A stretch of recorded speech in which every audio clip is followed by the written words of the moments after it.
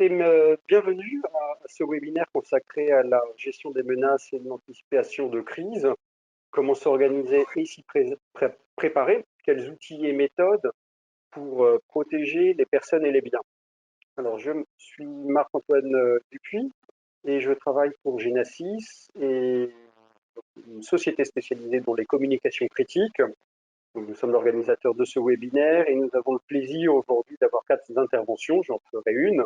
Et nous commencerons donc les interventions dans l'ordre suivant par Monsieur Juni Devinet, donc qui est professeur des universités en géographie à Avignon Université et UMR Espace CNRS, et qui travaille donc sur les impacts sociaux, spatiaux, temporels et opérationnels de l'alerte. Et donc sa présentation aura pour sujet l'arrivée de FR Alert en France, les enjeux technologiques et humains. Il nous expliquera ce qu'est FR Alert. Ensuite, nous aurons Monsieur Bernard Laroche, qui lui est expert, maître d'ouvrage fonctionnel de la construction de systèmes d'information atypiques au service de la décision stratégique en entreprise. Et lui nous parlera donc d'une gestion globale et anticipatrice de la crise, s'appuyant sur une dynamique d'experts partageant le même système d'information. Ensuite, M. Brice Kerinx, donc directeur commercial et stratégique et développement chez Exavision, docteur S sciences et expert en système acoustique et optronique. Donc, lui nous parlera, puisque Exavision est le distributeur exclusif de Genasis pour les haut-parleurs en France, de ce que sont ces outils, donc ces haut-parleurs longue portée et leurs usages. Et ensuite, je vous présenterai donc la plateforme d'alerte multicanal et d'évacuation Genasis GEM, Genasis Emergency Management. Voilà, donc je vais vous laisser la parole, Monsieur Douvinet, et je vais vous faire présentateur. Voilà. Bonjour à tous. Allez. Est-ce que vous avez bien la main? Normalement, ça devrait être bon, si c'est bon pour vous.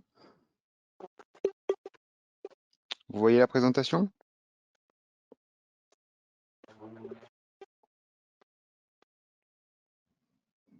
Moi, de mon côté, c'est bon. Ouais, c'est bon, Johnny, on la voit. Oui, c'est bon, on la voit, oui.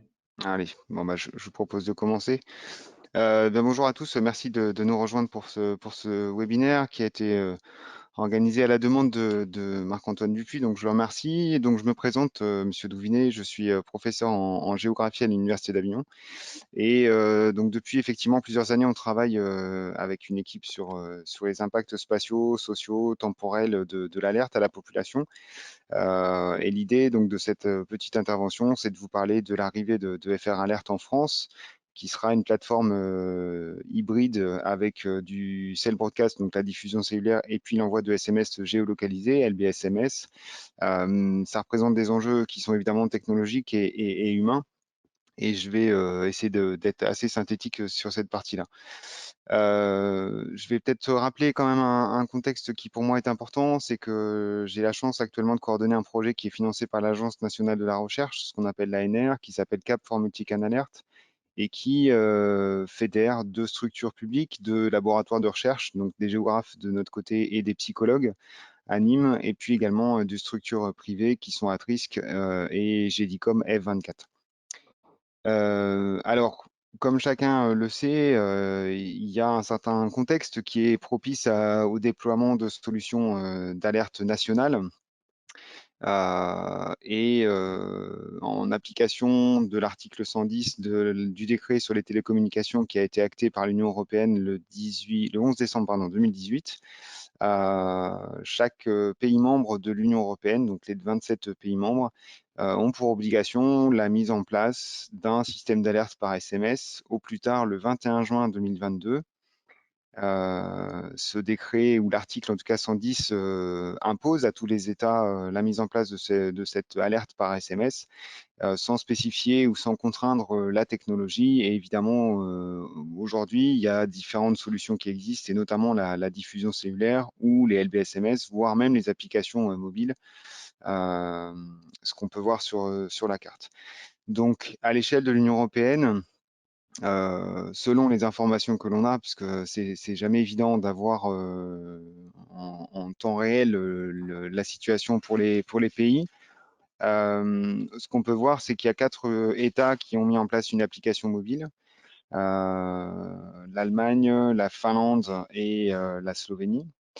Il y a un certain nombre de pays qui ont également mis en place la diffusion cellulaire, ce qu'on appelle le cell broadcast, notamment l'Espagne, l'Italie. Donc il y a 9 pays sur le bilan actuel.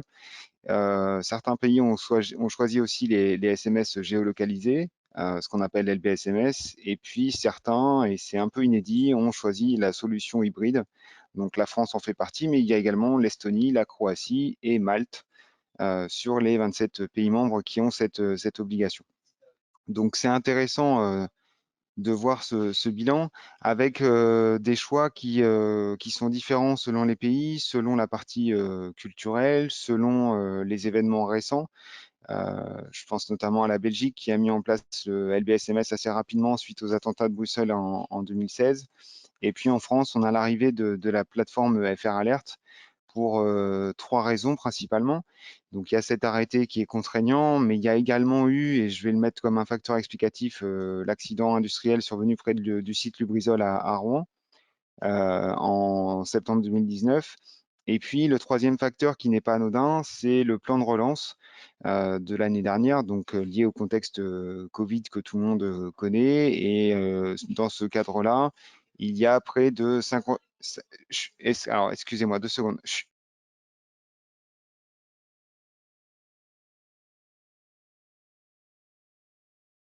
Et donc la troisième raison, c'est la mise en œuvre du plan de relance avec 50 millions d'euros qui a permis justement la mise en œuvre et le déploiement du cell broadcast, notamment en Europe. Donc c'est une variable importante parce qu'évidemment, il faut un budget conséquent.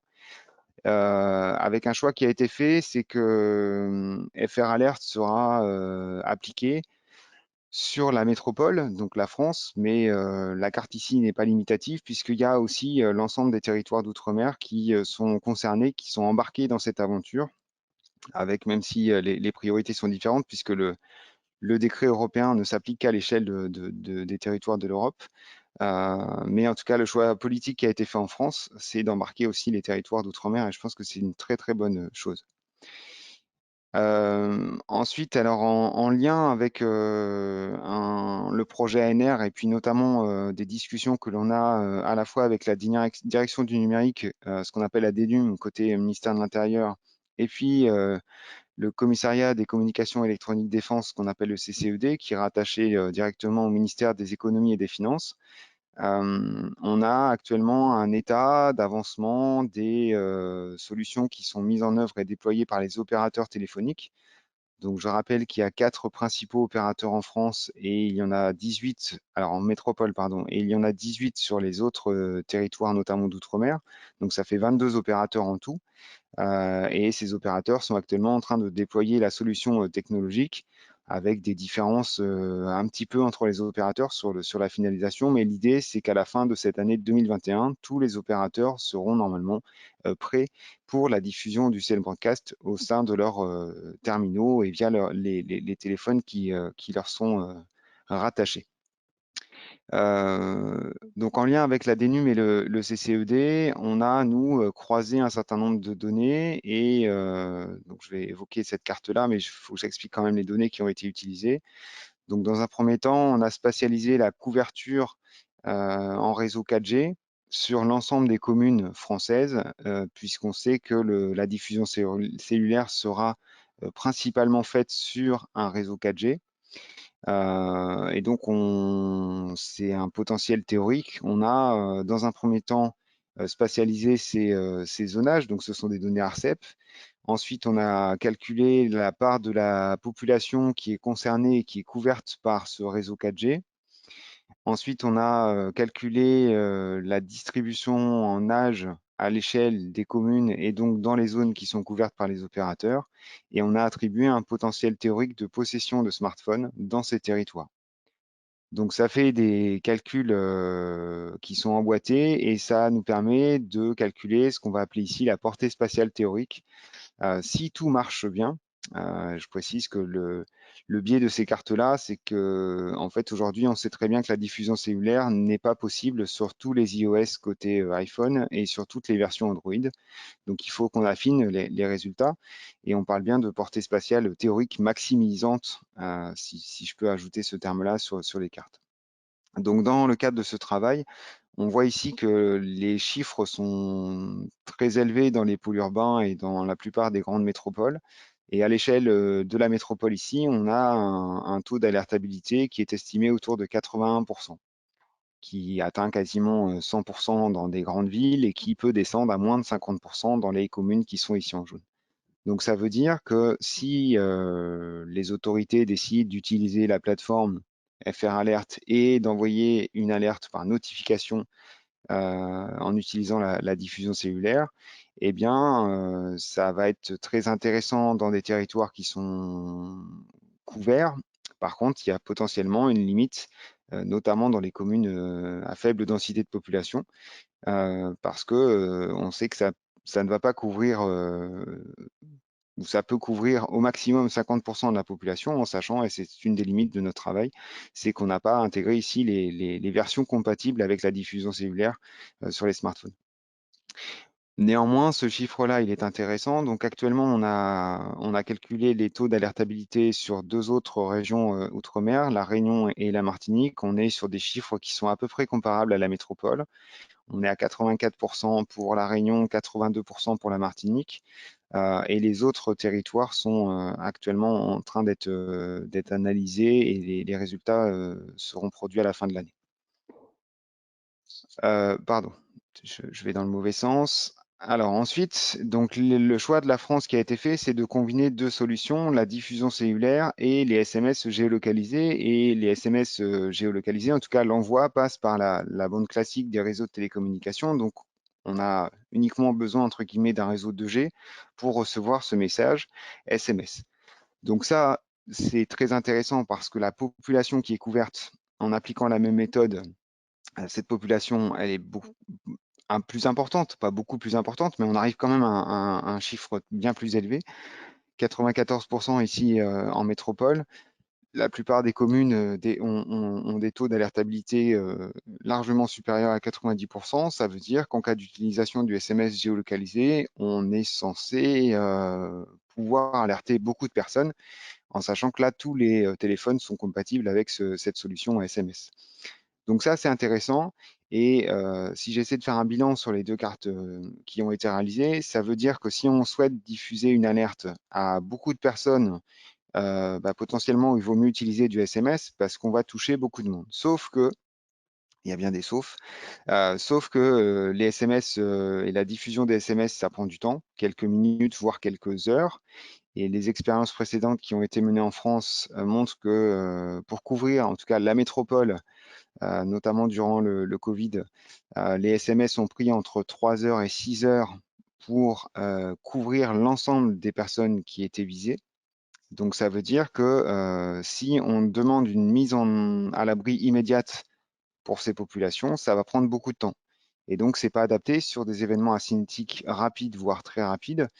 Quelques exemples, en cas de tsunami ou en cas de confinement lié à un accident industriel particulier qui nécessite une évacuation ou un confinement immédiat, on ne peut pas utiliser le SMS. Donc il faut mieux utiliser la diffusion cellulaire. De la même manière, la diffusion cellulaire, il faut faire attention sur certains événements. On ne souhaite peut-être pas informer certaines zones.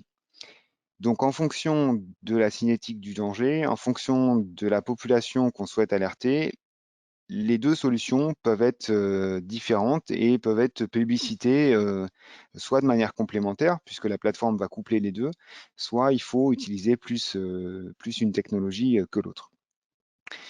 En complément, décidément, la bonne nouvelle de l'arrivée, en tout cas de FR Alert, c'est que au-delà de la technologie, en termes de couverture, on a très clairement une modernisation et une amélioration d'alerte à la population en France. Je remets ici pour mémoire la carte de localisation des anciennes sirènes RNA, donc du réseau national d'alerte, Ce réseau a été fermé, abandonné en 2010 pour être remplacé par un nouveau système qui s'appelle le système d'alerte et d'information à la population. Et sur les 4200 sirènes qui sont ici les points verts distribués sur l'ensemble de la France, actuellement on a 2250 sirènes qui sont connectées ensemble. Donc ça veut dire qu'on peut définir une zone géographique et faire sonner les sirènes. Mais évidemment, l'ensemble ici de la métropole n'est pas couvert.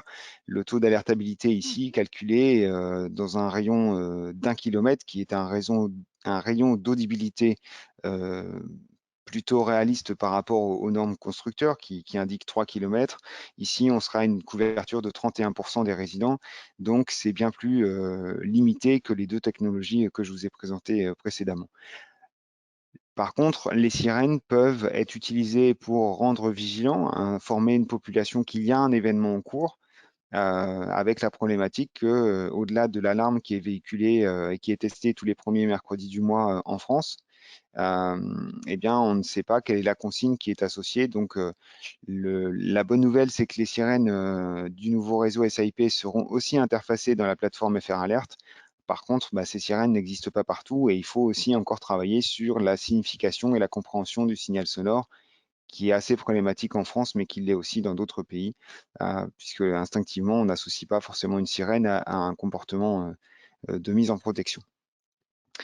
J'ai à peu près respecté le temps, on arrive à la fin de ma présentation. Donc merci pour votre attention. Je vais juste essayer de ressortir un peu de cette partie technologique. Donc on a évidemment des nouveaux outils qui vont arriver, mais ce que je dis souvent, en tout cas je pense qu'on est d'accord avec un certain nombre de collègues, c'est qu'aujourd'hui l'enjeu il est plus technologique. On sait faire de l'alerte avec différents outils. L'enjeu il est humain. Et il est humain de deux côtés, à la fois en termes de prise de décision, qui a la main et qui va appuyer sur le bouton. Ces éléments-là sont en cours de discussion au sein du ministère de l'Intérieur, et c'est une chose importante. Qui appuie et à quel moment? Donc actuellement, les tendances actuelles, dans un premier temps, il n'y aurait que les préfets qui auraient la main. Et donc, ça pose une question parce qu'évidemment, les maires ont la compétence et le pouvoir de police administrative depuis 1792 en France. Donc, un certain nombre de maires souhaiteraient quand même avoir la main sur la plateforme. Donc, il y a un choix à en faire entre une centaine de préfectures et 36 000 maires. C'est une donnée qui est importante puisque c'est là-dessus que se jouent un peu les discussions. Qui a le droit d'accès à la plateforme pour faire quoi? Donc ça, c'est la prise de décision du côté des autorités. Et puis, il ne faut pas oublier le public cible, puisque en fait, quand on alerte une population.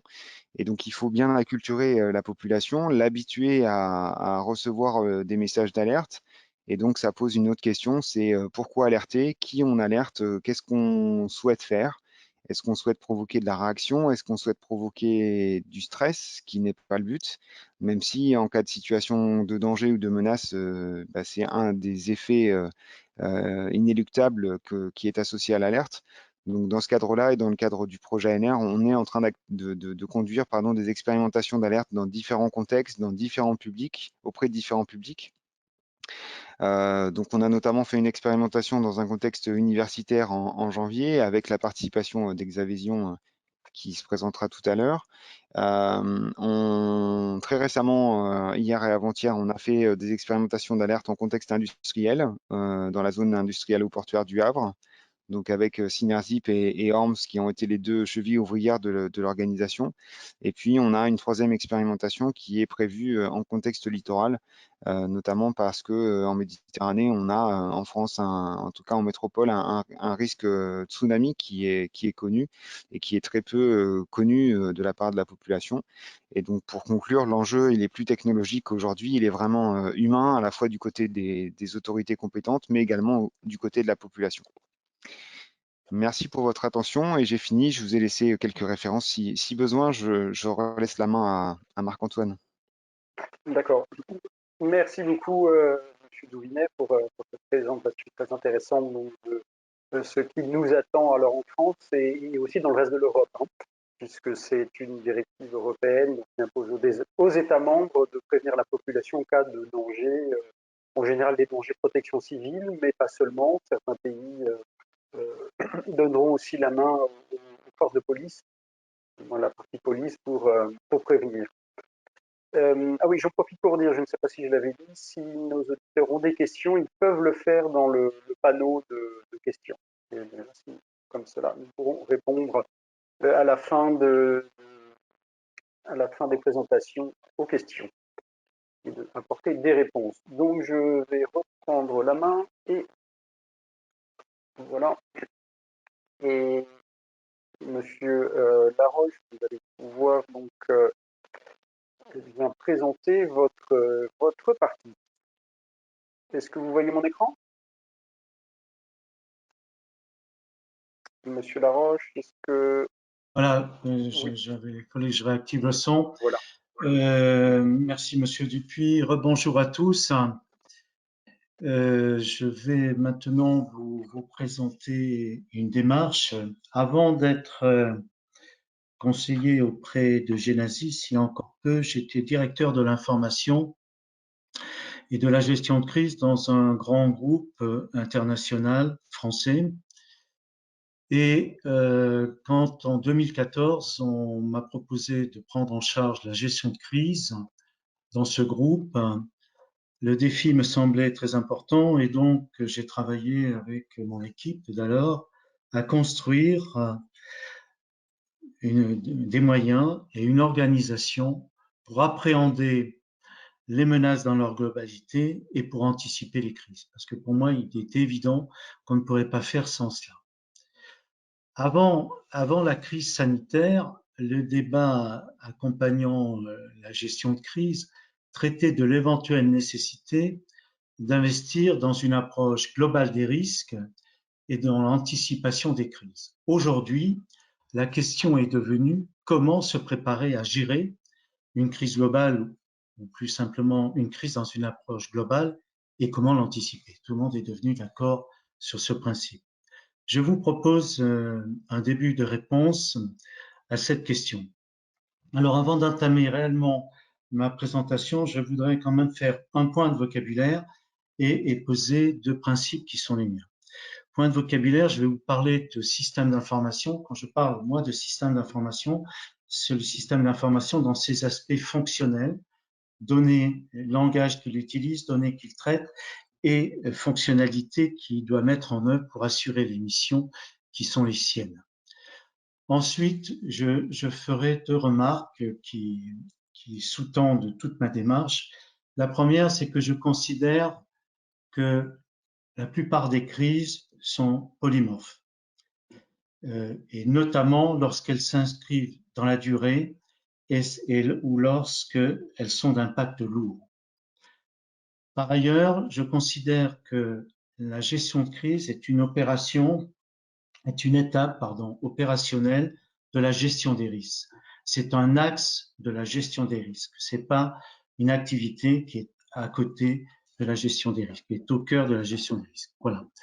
Donc, je vais maintenant vous parler d'une gestion globale et anticipatrice de la crise, s'appuyant sur une dynamique d'experts, partageant le même système d'information. Suivant. S'il vous plaît. Voilà, merci. Quel est le constat? Quel constat faisons-nous? Et que nous partageons, d'ailleurs, je pense que je vais passer très vite, évidemment. La gestion de crise, c'est un univers complexe qui appelle l'action. Univers complexe, pourquoi complexe? Parce que par définition, les menaces ont des caractéristiques complexes. Elles sont multiples, elles sont extrêmement évolutives, elles s'enchevêtrent, elles sont interdépendantes. J'insiste sur ce volet-là parce qu'en général, quand nous gérons des crises, on traite les menaces les unes à côté des autres et on étudie très peu leurs enchevêtrements, leurs interdépendances. Donc, ça, c'est un volet qui est très important à creuser, à bien maîtriser. Les impacts sont de plus en plus lourds, bon, ça, nous le constatons tous. Enfin, il y a un autre sujet qui a été largement souligné par la crise sanitaire. Il y a une certaine défiance vis-à-vis des autorités et des organisations. Suivant. Merci. Autre élément du constat, la gestion des risques et des crises est victime de multiples entraves structurelles historiques. Je vais en citer quelques-unes. Tout d'abord, nous avons une approche qui est essentiellement cartésienne des risques. Alors, cette approche cartésienne est tout à fait indispensable. Seulement, elle ne peut pas être unique parce que la méthode cartésienne, et tout le monde le constate, la méthode cartésienne a transformé un problème de complexité en un formidable problème de communication entre spécialistes. Ça, c'est un sujet de fond qu'on a très largement observé durant la crise sanitaire. On a affaire à une approche globale des risques qui est réclamée par les professionnels du domaine, les professionnels du risque et gestion de crise, mais qui est peu ou pas organisée en entreprise et insuffisamment dotée des moyens disponibles. Monsieur Doubinet faisait des remarques tout à l'heure sur qui utilise les dispositifs d'alerte. Voilà un exemple de moyens disponibles qui ne sont pas toujours mis à la disposition de tous les acteurs concernés, parce que la démarche que je propose s'applique aux entreprises, s'applique au territoire, peut s'appliquer à l'université, peut s'appliquer dans un hôpital, dans une administration, etc. Dans toute organisation humaine qui développe des activités. L'anticipation, c'est une posture qui est sous les feux d'activité, qui a été très largement réclamée durant la crise sanitaire, qui a été l'objet de très nombreuses critiques, mais qui elle aussi est peu ou pas organisée au sein des entreprises ou autres organisations et insuffisamment dotée des moyens qui sont disponibles parce qu'il y a des moyens disponibles. C'est ce que je vais développer. L'alerte et l'information de masse des populations cibles et des experts engagés, pas simplement des populations cibles, mais aussi des experts engagés. C'est une exigence européenne dont a parlé Monsieur Doubinet, mais qui pour moi reste à développer largement en France. Je reviendrai pas sur le développement en France, j'insisterai sur son utilisation et pas simplement pour faire de l'alerte. Il y a aussi une impréparation à la gestion de crise, ça aussi c'est une évidence. Se préparer à la gestion de crise, pour moi, ne consiste pas simplement à faire de temps en temps un exercice de crise ou avoir une superbe salle de crise avec toutes les technologies actuelles à sa disposition, des murs d'écran, etc. Suivant. Ça ne suffit pas. Monsieur Dupuis. Merci.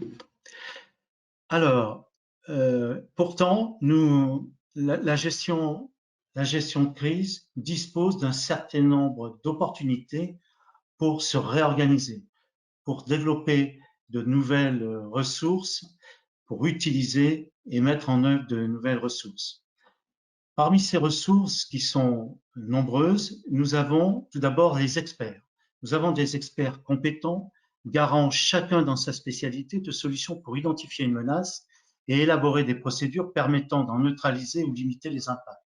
Tous les experts sont là, c'est-à-dire une fois qu'on a établi une cartographie des menaces, nous savons trouver un ou plusieurs experts qui sont en capacité de travailler sur ces sujets pour identifier la menace, élaborer les procédures permettant de neutraliser ces menaces.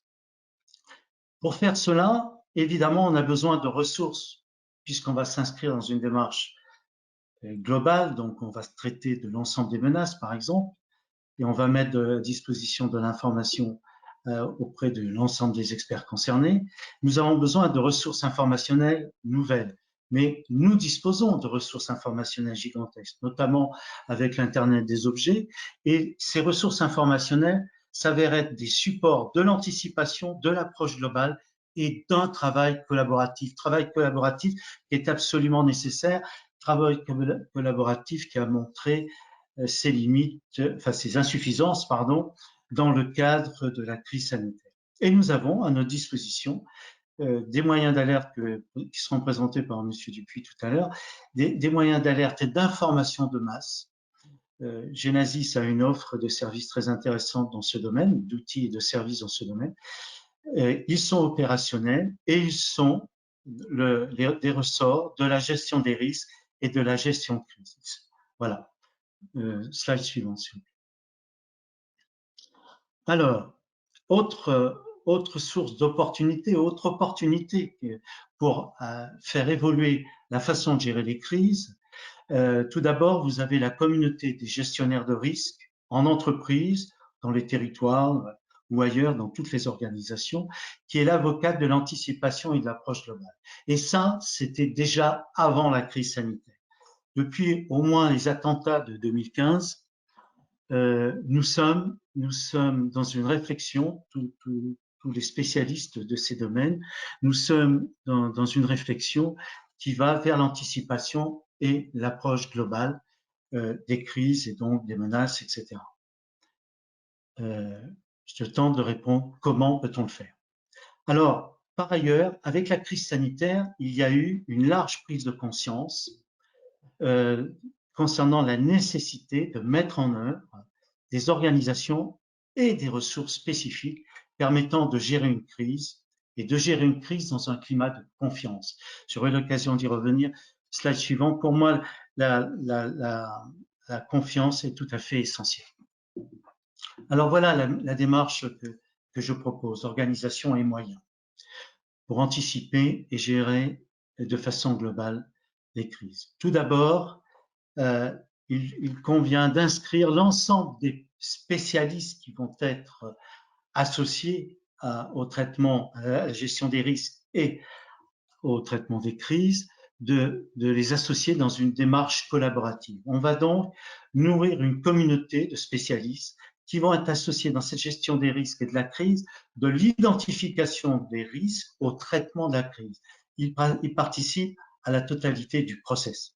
Ce sont des spécialistes qui vont être aussi forts d'une connaissance commune, on va les enrichir d'une connaissance commune du domaine objet, c'est-à-dire de l'entreprise, par exemple, objet de la gestion des risques ou de la crise. Combien de fois a-t-on pu observer, notamment dans la crise sanitaire, vous avez des spécialistes qui ne connaissent pas l'environnement pour lequel ils proposent des solutions. Ça, c'est très embêtant. Des spécialistes qui sont aussi en capacité de remettre en cause des modes de fonctionnement dits en situation normale. Là aussi, on a pu l'observer, notamment dans le domaine médical, ou enfin dans le domaine sanitaire plutôt, où on a vu certaines administrations avoir du mal à se remettre en cause face à cette crise sanitaire, dite sanitaire, qui n'était pas que sanitaire, bien entendu. Et puis, ce sont des spécialistes, slide suivant, ce sont des spécialistes qui sont mobilisables, bien sûr, aussi à la demande. Autre contribution, autre solution que je propose, au-delà de la fédération des experts, c'est la mise en place d'un système d'information. C'est d'ailleurs le squelette, l'architecture générale du dispositif que je propose.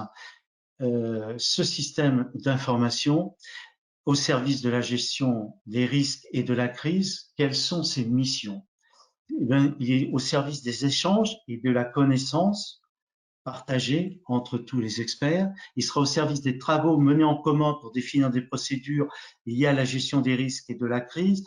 Ce sera un moment très important dans la collaboration entre les différents experts, au service de la préparation et de la mobilisation de toutes ces expertises, mobilisation quand il faut effectivement se retrousser les manches et gérer les crises, au service des alertes et de l'information continue durant ce que j'appelle l'après-crise. Pour moi, c'est la phase d'anticipation et la phase de crise.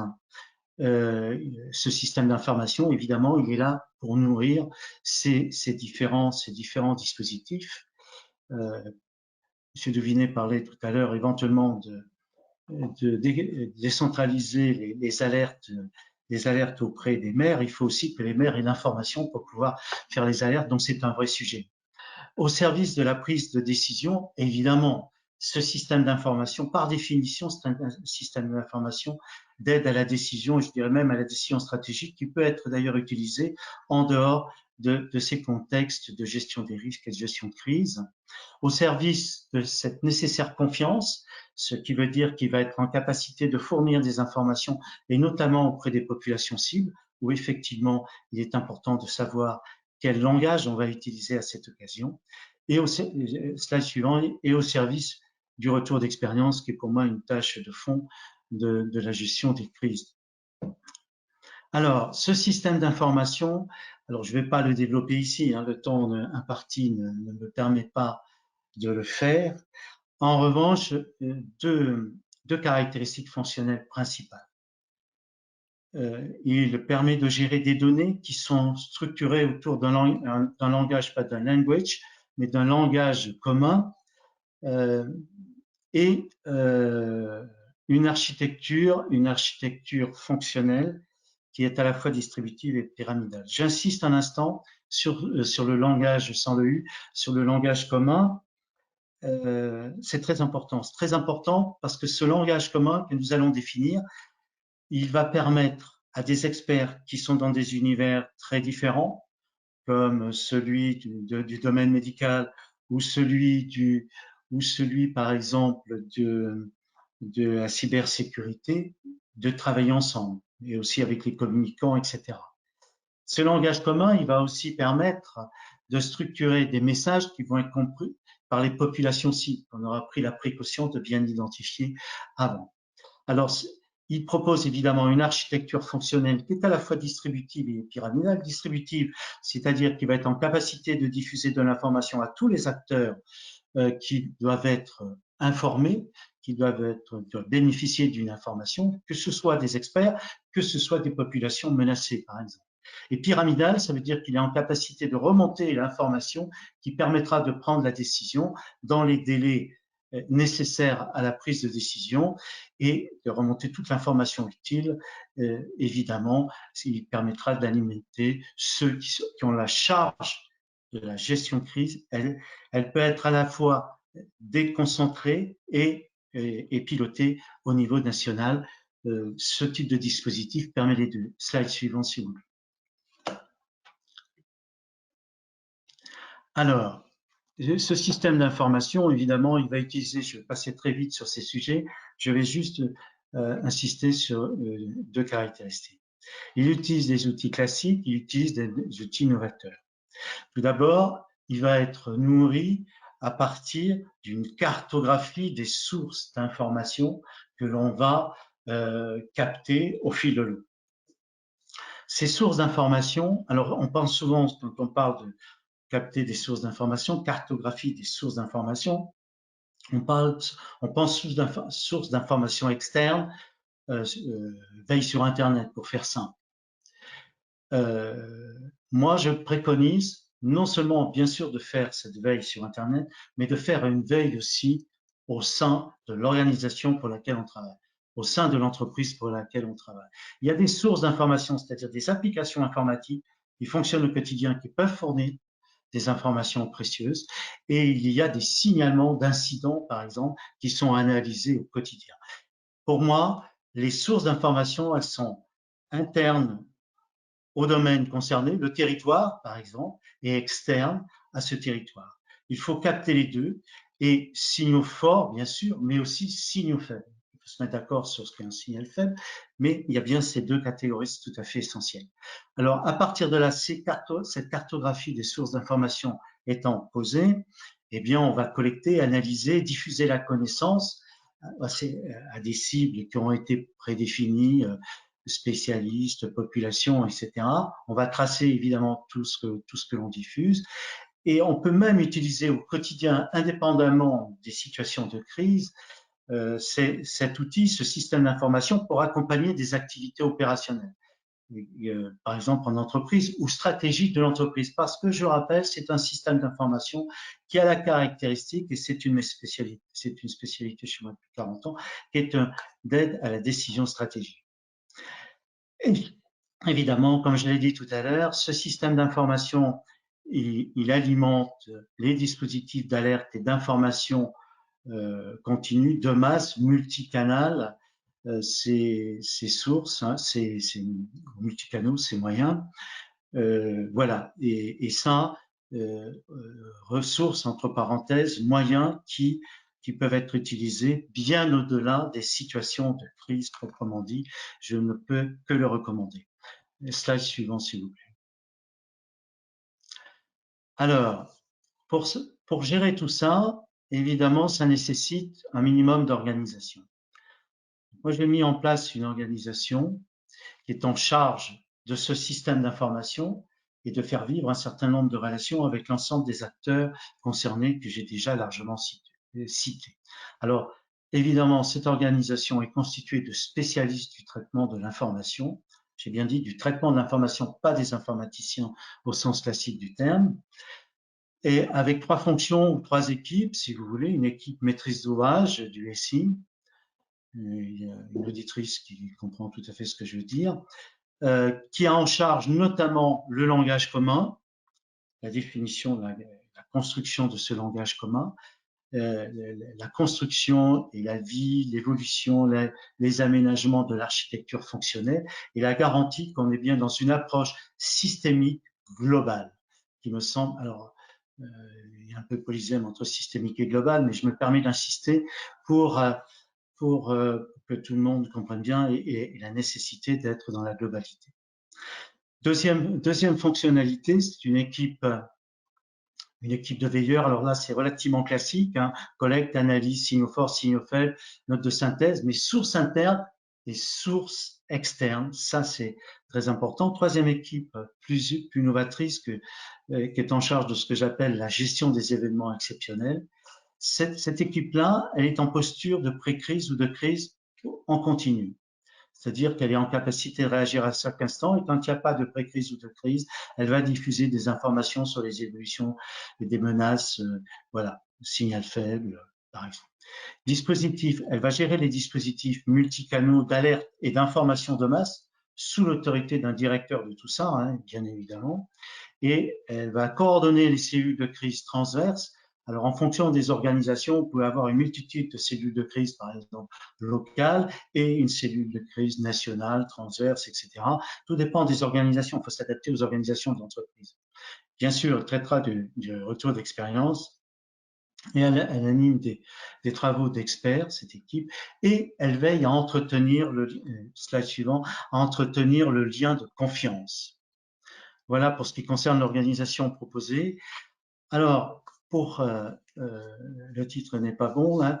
Pour ce qui concerne cette démarche, il reste des axes de progrès, ou du moins on est confronté quand on veut installer cette démarche, on est confronté à un certain nombre de problématiques que de toute façon il faut dépasser. Tout d'abord, l'approche systémique qui est à conforter dans des organisations un fonctionnement qui est d'abord cartésien. Partout, vous avez un fonctionnement cartésien qui est bien installé et qui laisse peu de place à une approche systémique, donc globale, transversale. En plus, ce fonctionnement cartésien se nourrit de procédures algorithmiques. Tout ça, c'est absolument indispensable. Pour autant, l'approche algorithmique est parfois un peu restrictive.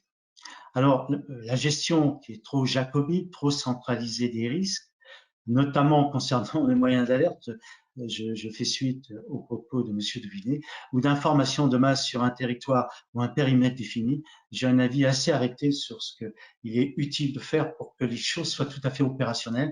Il ne faut pas perdre de vue que quand on est en gestion de crise, il faut être prioritairement extrêmement opérationnel. Il y a des réglementations donc, qui sont à faire évoluer. La crise sanitaire en a souligné un certain nombre. Et puis, il y a la construction de la confiance qui reste véritablement à consolider. Ce n'est pas un plus, c'est une nécessité. Vous n'aurez pas... Allô ?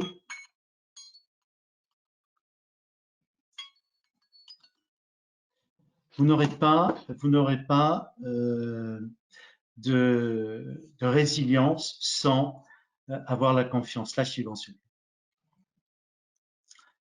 Alors, les points forts essentiels. Bon, tout d'abord, c'est une démarche qui est opérationnelle. Je l'ai utilisée pendant 7 ans. Et pour gérer toute forme de crise, dont les attentats de 2015 ou la crise sanitaire de 2020. C'est un dispositif qui est adapté aux caractéristiques des menaces, la complexité, l'évolutivité, les enchevêtrements, parce que comme on est dans une approche systémique, dès le départ, on étudie ces enchevêtrements et on les trace. On fait en sorte de nourrir ensuite leur surveillance par l'information adaptée. On utilise, avec ce dispositif, on peut utiliser les moyens d'alerte et d'information de façon continue, les moyens d'alerte de masse de façon continue. Ils sont efficaces, ils sont interopérables, ils sont sûrs, ils sont intelligents, voilà, et ils sont multicanaux, ce qui est très important. Dernier slide, s'il vous plaît. Alors, ce système d'information, concernant le système d'information, c'est la ressource qui est indispensable. C'est elle qui, en fait, structure l'ensemble du dispositif que je propose. Et elle est le moyen, et ça, je vous garantis que c'est opérationnel. Et ce système d'information nourrit l'anticipation, nourrit la prise de décision, parce que vous êtes en capacité de transmettre l'information utile à ceux ou à celui qui est en charge de la décision. Il faut que ce soit bien organisé, évidemment, en amont. Il permet de développer les synergies entre experts parce que vous donnez des niveaux de connaissances partagés concernant les menaces, concernant les procédures qui peuvent être mises en œuvre pour lutter contre les effets, les impacts de ces menaces. Et si on travaille bien la question, notamment dans le langage commun, il permet d'établir la confiance entre les experts, la confiance avec les experts et la confiance avec tous les personnels qui sont cibles. Je vous remercie pour votre attention. Merci, Monsieur Laroche. Je vais donc passer la main à Monsieur Kerinx. Voilà. Ok. Donc, est-ce que vous voyez bien là? C'est tout bon? Alors, je crois que c'est bon, oui. Ok, très bien. Donc, bonjour à tous. Mon nom est Brice Kerinx. Donc, je suis le directeur commercial d'Exavision, qui est une PME française donc basée à Nîmes, à la base fabricant de systèmes optroniques. Et il s'avère qu'il y a quelques années de ça, nous avons pu travailler avec la société Elrad dans le domaine de pour le domaine de la défense. En fin de compte, on avait un client qui était la défense française qui avait besoin de ces équipements-là. Et donc, on a proposé ces équipements-là à notre client. Donc, Elrad pour Long Range Acoustic Device. De façon un peu péjorative, dans le domaine de la défense, on appelle ça aussi des canons à son. Et il s'avère que ces solutions aujourd'hui, comme beaucoup de technologies, viennent du monde de la défense, mais petit à petit vont dans le monde du civil. Et ces systèmes LRAD aujourd'hui ont vraiment un intérêt et une vocation sur l'information à la population.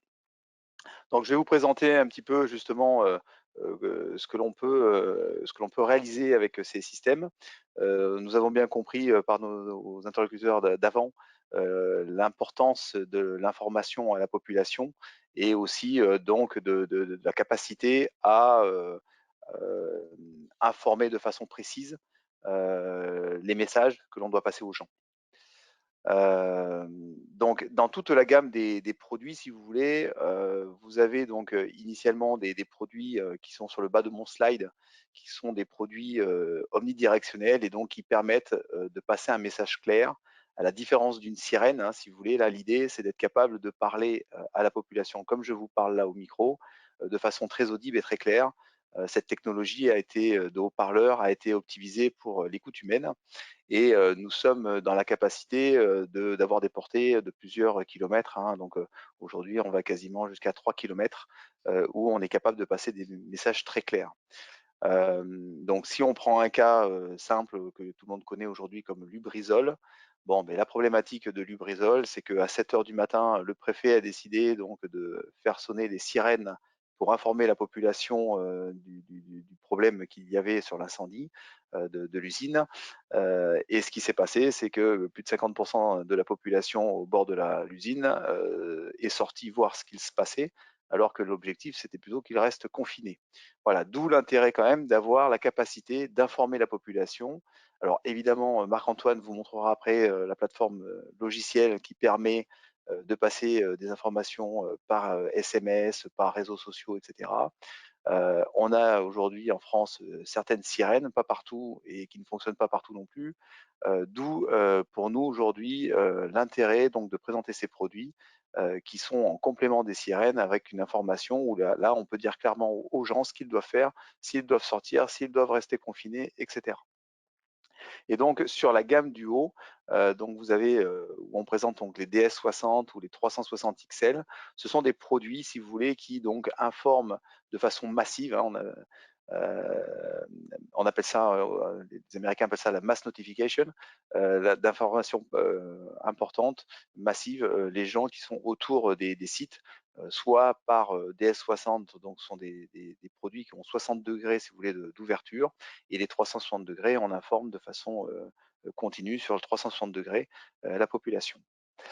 Alors, ne serait-ce que, bon, société américaine, basée en Californie à la base, voilà quelques exemples. Alors, je vais rentrer un peu précisément pour vous donner des idées de ce que l'on est capable de faire, mais on voit que ces produits peuvent être vite utilisés dans beaucoup de domaines.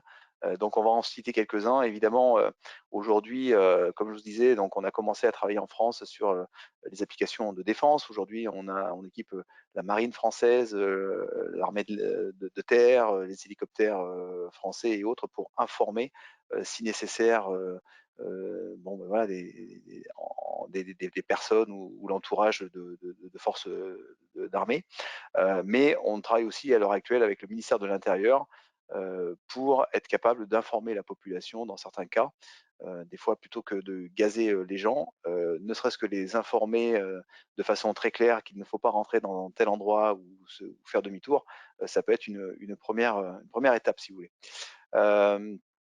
Après, nous avons aussi des applications, évidemment, dans le monde urbain.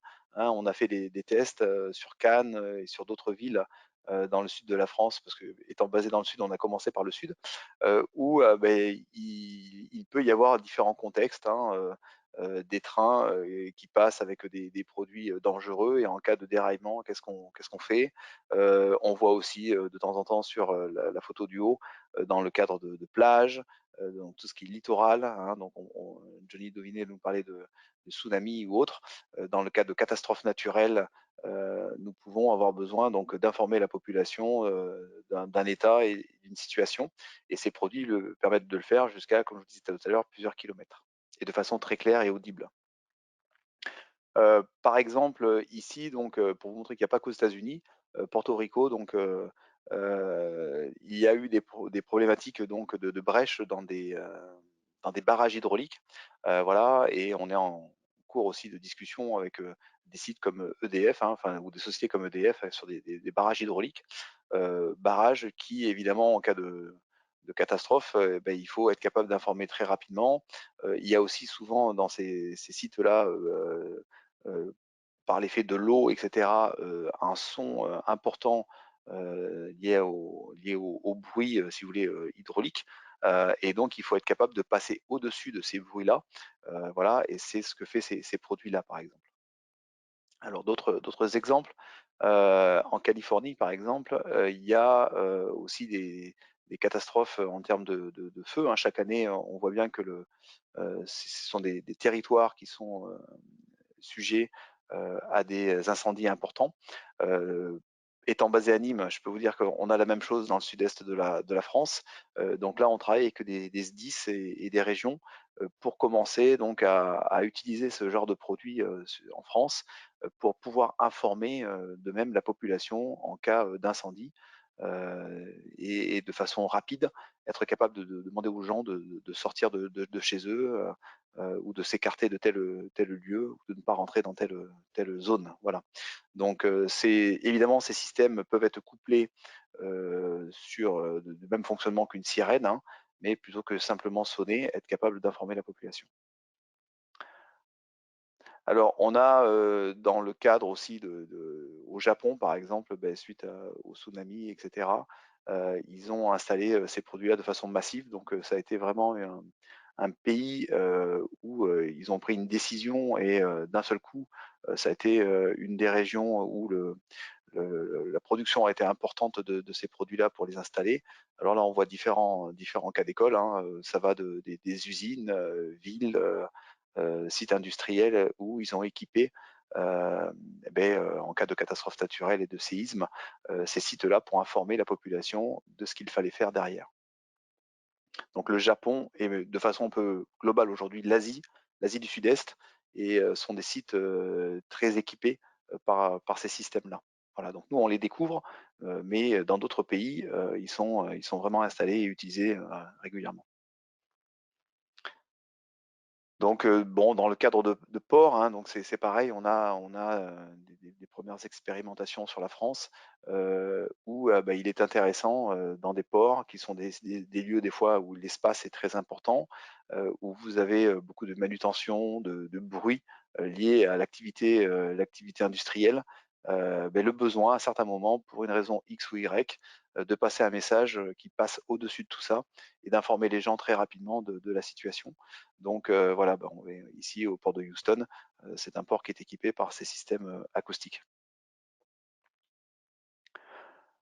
Bon, base militaire, hein, donc base aérienne, c'est des équipements qui peuvent être aussi, au-delà de l'information à la population, qui peuvent être aussi utilisés de temps en temps pour tout ce qui est nichage, pour tout ce qui est les problématiques d'oiseaux au niveau d'un aéroport, hein, pour pas que les oiseaux se prennent dans les moteurs, etc. Donc on peut utiliser ce genre d'équipement. Voilà, et bon, ce sont comme l'armée française, mais évidemment l'armée américaine utilise aussi pas mal ces équipements-là, que ce soit sur des sites aux États-Unis, mais aussi ce qu'on appelle en OPEX. Par exemple, voilà, là il y a eu des utilisations en Afghanistan et pour nous au Mali, par exemple. Bon, un petit peu de même, comme je vous expliqué tout à l'heure, hein, en cas de forte activité industrielle, certains sites, les gens sont quasiment avec des casques hein, pour travailler tous les jours. Et donc, en cas d'une catastrophe, il faut pouvoir les informer quand même. Et donc, avec des sons qui leur permettent, si vous voulez, malgré le casque, d'entendre qu'il se passe quelque chose et de réagir à ce moment-là. Voilà un petit peu. Donc, comme je vous disais, donc nous, on est dans le Gard, hein, sur Millau, donc à côté de Nîmes. Vous avez ici mon adresse mail et téléphone. Et puis, je reste à votre disposition si besoin. Cette solution ne répond pas à tous les besoins, évidemment, dans le cadre d'une catastrophe ou d'une demande d'intervention. Maintenant, c'est certainement une solution qui n'est pas à négliger, particulièrement en France, pour compléter ou remplacer ne serait-ce que les sirènes. Voilà. Je te laisse la main. Merci beaucoup Brice pour cette présentation donc, de votre activité distribution donc, des produits LRAD, ce qui veut dire Long Range Acoustic Device, donc les produits de longue portée. Voilà, puisque je ne sais pas si tu l'as dit Brice, mais ça peut porter un message audible comme on peut s'entendre maintenant jusqu'à 5 km. Exactement. Voilà, donc une puissance de départ qui est assez forte. Voilà, donc je vais reprendre la main et je vais terminer avec la dernière présentation, donc avec qui nous sommes Genasys et ce que nous faisons. Donc Genasys c'est une société à l'origine, donc on est spécialisé sur la The Critical Communication Company, c'est comme ça qu'on se définit, donc sur la société des communications critiques, et on vient du monde à la fois de l'industrie, de la fabrication de haut-parleurs, et aussi le monde du logiciel avec les systèmes d'information géographique et aussi les systèmes donc pour les opérateurs de téléphonie mobile, tout ce qui est les services géolocalisés, location-based SMS, enfin location-based services, pour tout ce qui était au début de la téléphonie mobile, tous les services localisés pour du marketing, savoir où sont les gens et envoyer des messages géociblés. Donc on vient de ce monde-là. Et on s'est positionné donc, pour la partie logicielle, naturellement sur la partie d'alerte à la population. Donc, nous avons l'énorme particularité, c'est d'être la seule société à finalement unifier dans une même solution à la fois du matériel, donc nos haut-parleurs, avec les logiciels, donc notre plateforme, donc multicanal pour l'alerte. C'est une de nos grandes particularités parmi nos références et là où nous sommes présents. Donc, fortement une présence assez forte donc, dans le domaine militaire, mais aussi la protection civile.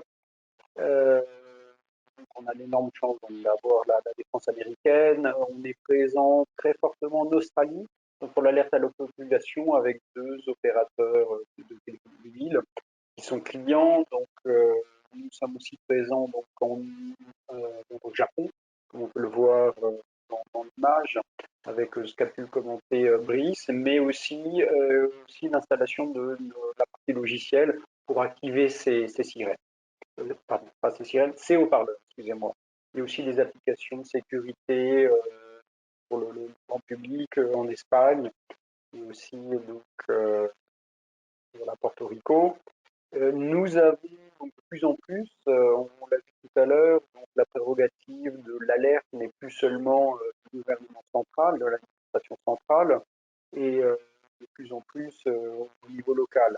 Donc aux États-Unis, la prérogative d'envoi de l'alerte, parce qu'eux, ils ont déjà par exemple le cellulaire broadcast, déjà depuis je crois, une dizaine d'années, et c'est la prérogative donc des States, des États américains, mais aussi, et ça commence à arriver de plus en plus, ce qu'on appelle les counties, donc vraiment les gouvernements locaux, qui peuvent avoir déjà plusieurs millions d'habitants, et donc sont comme des petits États européens, et donc qui eux ont accès avec notre plateforme à l'alerte à la population via de nombreux canaux, donc le téléphone, les mails, et donc aussi l'accès à la plateforme nationale pour envoyer des messages localisés par cellulaire broadcast.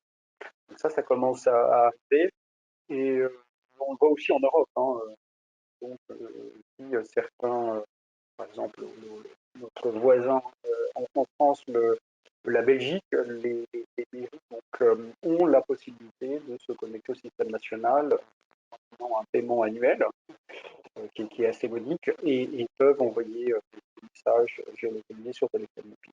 Nous participons à différentes associations comme l'association des numéros d'urgence, l'association européenne des numéros d'urgence, l'ENA, mais aussi des participations au GSMA, à l'ETSI, donc l'association des opérateurs GSM et l'association européenne de standardisation des normes télécom, donc pour tout ce qui est en relation effectivement avec l'alerte sur mobile. Voilà, principalement.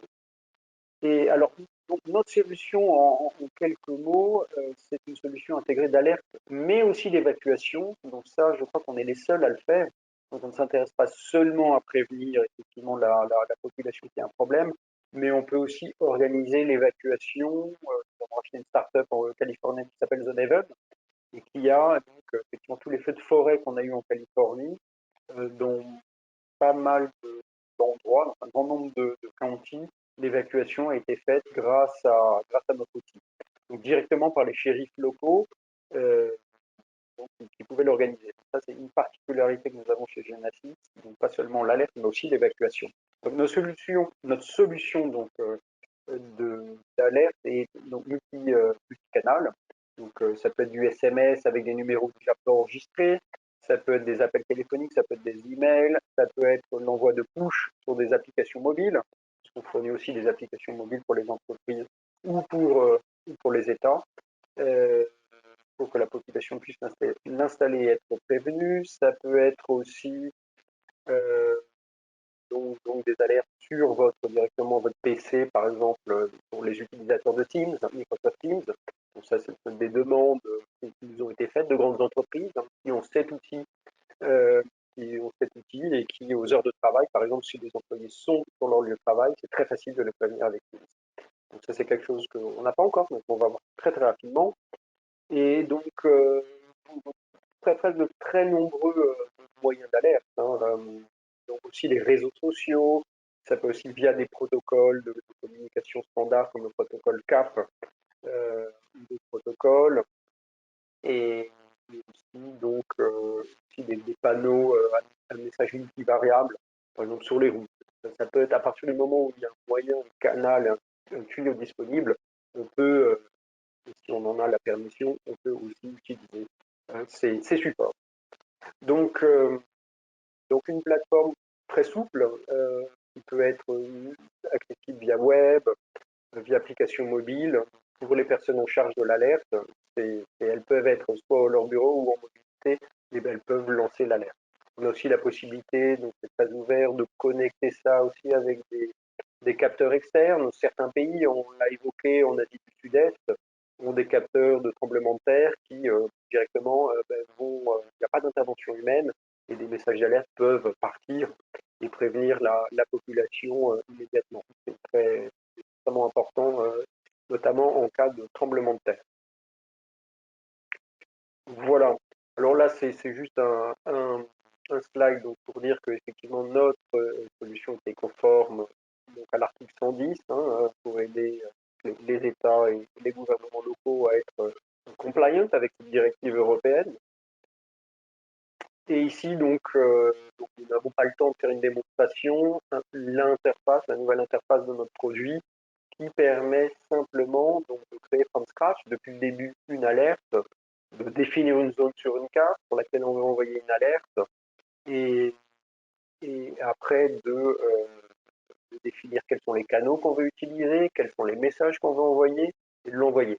Donc, grosso modo, à titre indicatif, ça peut prendre quelques 30 secondes, une minute pour créer une alerte from scratch, ou alors on peut créer déjà des alertes pré-créées, si jamais on sait qu'on va avoir peu de temps, avec des messages pré-créés, des canaux déjà prédéfinis, on n'a plus qu'à appuyer, et là, voilà, on fait quelques secondes, ça peut être 5-10 secondes pour générer et envoyer une alerte. Alors, je le rappelle ici, on a aussi une application mobile qui permet de recevoir des pushs pour être receveur de l'alerte. Voilà. Alors, selon les pays, ce qui est important, alors ici, si ça concerne les territoires ou des grands territoires, notre solution peut être aussi intégrée dans les services du 112. Certains, par exemple l'Espagne, les utilisateurs des systèmes d'alerte à la population, ce seront des utilisateurs qui seront dans les salles du 112 des régions. En Espagne, ce sont les régions qui qui ont la charge du 112 et du 112 inversé, donc de l'alerte à la population. Donc c'est un système suffisamment flexible qui peut être incorporé à d'autres systèmes. Voilà, alors je le disais avant, notre outil ne fait pas que l'alerte, elle permet aussi de faciliter les évacuations. Donc, je vous parlais d'une startup californienne que nous avons rachetée qui s'appelle Zonehaven. Et donc, eux ont créé un outil web extrêmement simple et très efficace qui permet à toutes les personnes donc en charge de gérer les évacuations et en charge de l'alerte d'avoir un support commun d'informations, voir où se trouve le feu et où sont toutes les zones toute la population, où habite la population, afin de préparer ces évacuations. Bien sûr, ces évacuations seront organisées à partir d'un maillage territorial qui aura été pré-créé. Bien sûr, on n'attend pas d'avoir des problèmes, on s'y prépare. Et donc, cet outil permet, voilà, après une distribution de l'information, etc., notamment un magnet qu'on colle sur son frigidaire, permet de savoir dans quelle zone on se trouve afin voilà, de pouvoir partir au bon moment. Voilà, alors je ne sais pas si j'en ai terminé pour cette présentation. Je vous remercie de votre attention. On a réussi à peu près à respecter le temps et il nous reste 10 minutes de questions-réponses. Je vais regarder si nous avons des questions. Alors, effectivement, nous avons quelques questions. J'ai une première question. Alors, je ne sais pas qui va pouvoir répondre. Peut-être est-ce que vous pouvez remettre vos caméras. Alors, une question qui serait est-ce que les outils donc multicanaux peuvent être d'alerte, doivent être aussi utilisés à d'autres moments ou seulement au moment des crises. Ils peuvent avoir une utilité avant, pendant, après. Je ne sais pas. Je veux bien apporter une réponse si vous voulez. Pour moi, ces outils, tout d'abord, si on veut qu'il soit efficace quand il y a une crise. Et quand il y a une crise, la caractéristique, c'est on est dans un climat de panique. Hein, voilà. Et c'est pas simplement l'intervention des autorités ou des représentants des autorités qui sont absolument nécessaires, bien entendu, sécurité civile, sécurité publique, par exemple. Il y a d'autres acteurs qui doivent être mobilisés nécessairement et il faut être en capacité d'utiliser ces outils, ce qui veut dire qu'on s'en sert assez régulièrement. Alors, assez régulièrement, je pense que ces outils peuvent très bien servir à transporter de l'information, à prévenir longtemps à l'avance qu'il peut y avoir une menace concernant, concernant par exemple des inondations, mais pas simplement au moment où 12 heures avant que les choses soient effectives, hein, que la menace soit effective, mais suffisamment longtemps à l'avance. Et puis, on peut utiliser pour faire classiquement de l'information à ces populations. Je pense que, et pour moi, il est indispensable d'utiliser très en amont ces outils de façon que ceux qui s'en servent n'aient pas de difficulté pour s'en servir et ceux qui reçoivent l'information soient familiers de l'activation de ces outils. Ça me semble tout à fait utile. Surtout comme ils peuvent servir à autre chose, utilisons-les à autre chose. C'est aussi un moyen de rentabiliser, c'est aussi un moyen de rentabiliser les choses. Et pour moi, l'anticipation des crises, c'est les communautés d'experts et les communautés de citoyens, de salariés, d'étudiants ou autres, de patients qui peuvent être cibles des menaces. Ces communautés doivent avoir en intérêt à leur diffuser autant que faire se peut un minimum d'informations communes, développer une connaissance commune d'un certain nombre d'éléments qu'il faut évidemment construire. Hein. C'est pas ouvert à tout le vent, on diffuse tout et n'importe quoi. Ça fait partie des fonctionnalités du système d'information, ça fait partie du langage commun aussi que l'on va développer. Je rejoins complètement M. Douvinet, où il y a un sujet sur les mots que l'on utilise pour éviter les paniques, etc.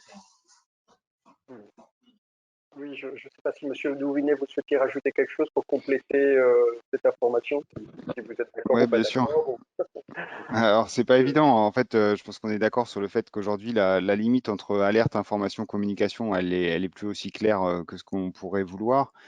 Euh, dans les cas d'usage qui ont été discutés à un moment donné, alors, au niveau de FR Alert, il y avait une intégration de beaucoup d'événements, que ce soit de la neige, du verglas et la vigilance météo, évidemment, qui est souvent confondue avec une alerte orange ou rouge au niveau des médias, alors que bon, pour moi, la distinction, elle est claire, hein, c'est que la vigilance, c'est une information, une précaution qui peut avoir une couleur, alors que l'alerte, elle est binaire, on alerte ou on n'alerte pas. Et en fait, là où il faut faire attention, c'est effectivement le contenu dans le message d'alerte qui va ensuite générer de la réaction.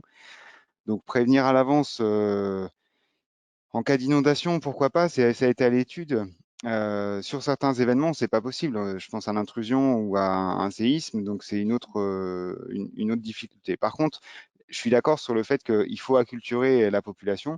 Et donc pour ça, il y a des tests techniques qui vont être réalisés au deuxième trimestre 2022 en métropole et aussi dans 2 territoires d'outre-mer pour acculturer la population et les habituer à recevoir un message avec notamment le nom de l'émetteur FR Alert, parce qu'il y a un degré de confiance qui est important dans l'application des consignes. Si on ne fait pas confiance à l'émetteur ou si on ne le connaît pas, on risque de ne pas forcément, en tout cas une partie de la population ne va pas appliquer la consigne, et ça on l'observe lors des expérimentations. Donc ce que je vous dis, c'est ce qu'on vérifie sur le terrain et c'est pas que de la théorie. Après, si je pousse le vice, et c'est pour ça que c'est pas si la réponse est complexe, c'est que si on considère une trentaine ou une quarantaine de catégories d'événements, et si les utilisateurs alertent la population à chaque fois, le risque c'est qu'il y ait trop d'alertes et que du coup il y ait aussi un effet accumulation des informations, ce qui peut être contre-productif. Donc là-dessus, c'est vraiment pas simple. Donc la question avant, pendant, et enfin c'est des vraies questions. De toute façon, elles s'appliquent même dans le domaine de l'alerte au sens de la procédure. C'est où, quand, comment, pourquoi faire. C'est des questions simples, mais qui en fait ont des réponses hyper compliquées. D'accord. Bien, merci. Une autre question liée à la difficulté de mise en œuvre de ces systèmes au sein des entreprises, ou des territoires? Est-ce qu'il y a des résistances? Et est-ce qu'il y a un ROI qui aurait été calculé déjà, ou est-ce que c'est un certain coût en organisation? Est-ce que... Bon, je peux aussi intervenir peut-être pour apporter un éclairage, mes collègues compléteront. Difficulté à mettre en œuvre, il n'y a pas de difficulté à mettre en œuvre. C'est plus ou moins, c'est une charge de travail qui est plus ou moins importante parce que la démarche que je propose, il faut établir plusieurs cartographies. Une cartographie des menaces, de toutes les menaces, j'insiste là-dessus, parce que je pars du principe, j'ai posé un postulat, la plupart des crises sont polymorphes, donc voilà. Deuxième, ce qui oblige à étudier les enchevêtrements, qui est un vrai sujet, qui bouscule un peu les habitudes. Je le reconnais volontiers. Ça, c'est l'approche cartésienne hein, que l'on bouscule. Cartographie des menaces, cartographie des experts, des spécialistes qui vont pouvoir intervenir, cartographie des sources d'information et cartographie aussi des informations enfin des cibles des informations à diffuser. Donc, il y a un travail qui est plus ou moins complexe selon le territoire pour lequel on travaille. Si on travaille pour une entreprise multinationale, multi-activité, c'est beaucoup plus complexe que pour un territoire où la menace principale est, par exemple, la présence d'une centrale nucléaire. Je donne à dessein cet exemple qui est un peu provocateur parce qu'on sait que c'est une menace sérieuse, mais voilà, alors qu'il y a d'autres situations où sur les territoires, on a centrale nucléaire, on a séisme, on a etc. Donc, inondation et tout ce que vous voulez. Donc, ça devient tout de suite plus complexe. Et puis moi, je ne parle pas que de sécurité civile. Je m'intéresse à tous les volets, y compris le terrorisme, etc. Absolument toute forme de menace. Donc, c'est plus ou moins complexe à mettre en œuvre, mais en fonction de la nature de l'entreprise. Mais ça se fait. Et alors, maintenant, le retour sur investissement. Le retour sur investissement, il est tout à fait essentiel, tout à fait important. Pourquoi? Parce que si vous évitez la mort d'un collaborateur dans une situation X ou Y, si vous êtes en capacité de bien réussir votre résilience, c'est tout à fait essentiel.